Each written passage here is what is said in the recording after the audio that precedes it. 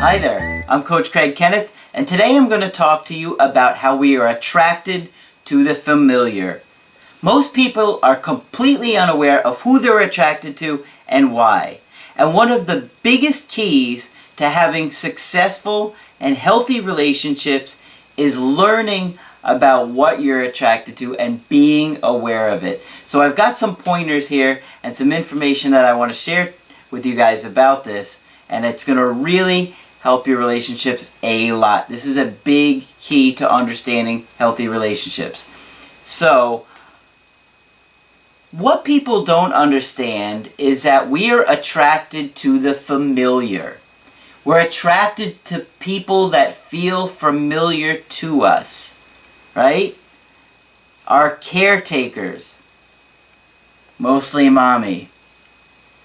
Yeah, think about it. Think about the girls that you've dated, guys.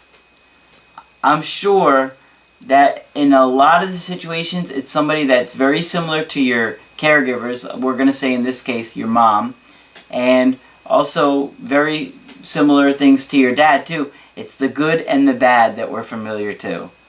We're familiar with.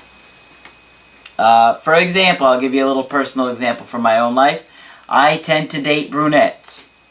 Now, I've gone out with some absolutely beautiful blondes, but when I see a beautiful brunette, it is just like a magnet to me, and it's just this internal driving force that I just can't help. And of course, my mom was a brunette. Now, it's because it's familiar, and, you know, obviously it sounds a little perverse, but that's just the way it works. That's what we're drawn to. So, it's not just the looks though, it's also the personality type. So, for example, with my mom, she was a very caring, kind person, and she had a lot of anxiety. Now, here's the thing about it. She was completely unaware of her anxiety. So when I would point it out to her, it didn't really register, especially if she was anxious about something in the moment.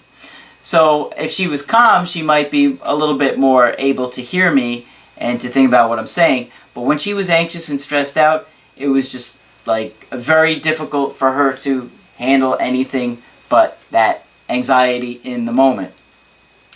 So she would focus on her own needs, and she wouldn't focus on mine, the mutual needs in a relationship, you know, in any type of relationship, called mutuality. And the more that you're anxious and stressed about something and haven't had your needs met, the more difficult it is to see what your partner is needing and wanting in a relationship. And this is why one of the worst things for a relationship is anxiety, separation anxiety. Because when we are anxious, it causes us to do and say things that are, quite frankly, in most of the cases, very out of character for us. It's all due to that anxiety.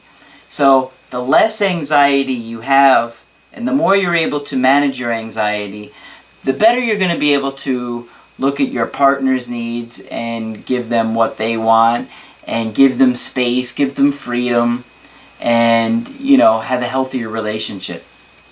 So, for my situation, what do you think I'm attracted to?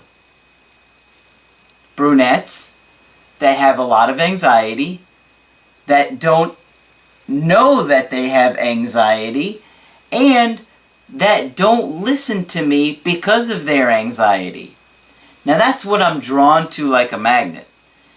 Now, because I've worked very hard on myself and being aware of that pattern, I am still naturally drawn to women like that on an unconscious level, but now I can consciously look at it and say, okay, is this person going to be a good fit for me? And that's what you have to do. You're going to have to learn to become familiar with what you're attracted to and what feels familiar to you, so you can find a healthy relationship partner. Because if you don't, in a situation where you've been in a home with abuse, neglect, mental health problems. There may have been some mental health issues in your family, alcoholism, all of those things. If you've had them in your childhood, in your early childhood, you're going to be drawn to people that have those same issues. See, what we do, and this is absolutely critical information, what we do is we look at, I should say, we don't look at, we are attracted to our unmet needs from our childhood. We are attracted to our people who are going to reactivate our childhood wounds in an effort to try and heal from them. So we're trying to find partners that will be like our parents and ultimately change them. So it's like if we can heal and change our partner, then it's like we've fixed our childhood wounds. Get it? I know it can be a little confusing and complicated at first, but I'm going to add a lot of videos and content about this because it is absolutely one of the most powerful aspects of dating and relationships, and I very rarely see anybody talking about it, and it's crucial. So, I'm going to share more information about this, so make sure you subscribe to my videos. Go to my website, askcraig.net, sign up for any email or Skype coaching that would work best for you, and I will talk with you soon.